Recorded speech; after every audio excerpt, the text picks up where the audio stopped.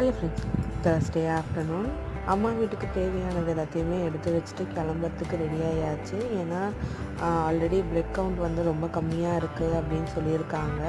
முடிஞ்ச அளவுக்கு இந்த 1 வீக் டைம் கொடுத்துருக்காங்க. ஸோ அதுக்குள்ளே இன்க்ரீஸ் பண்ணுறதுக்கு சம் ஃபுட் ஹேபிட்ஸ் எல்லாமே ரெக்கமெண்ட் பண்ணியிருக்காங்க. அதில் இன்க்ரீஸ் ஆச்சுன்னா ஓகே, அப்படி இல்லைன்னா வியாழக்கிழமைக்கு மேலே போய் ஹாஸ்பிட்டல் அட்மிட் ஆகிற மாதிரி சொல்லியிருக்காங்க. ஸோ எப்படி வேணால் இருக்கலாம், ஒன்று போகிற மாதிரியும் இருக்கலாம், இல்லை வீட்டில் இருந்தே ட்ரீட்மெண்ட் எடுத்துக்கிற மாதிரியும் இருக்கலாம். ஸோ அதனால் தேவையானது எல்லாமே எடுத்து வச்சுட்டேன். இன்னொன்று என்னென்னா, அம்மா வீட்டுக்கு ஏன் ரீசெண்ட் டைமில் போய் ஸ்டே பண்ணலன்னா, ரெட்டப்பட்ட மாதத்தில் வந்து அம்மா வீட்டில் வந்து ஸ்டே பண்ணக்கூடாதுன்னு சொல்லுவாங்க. இப்போ வந்து ஆல்மோஸ்ட் 9 months ஆகிடுச்சு.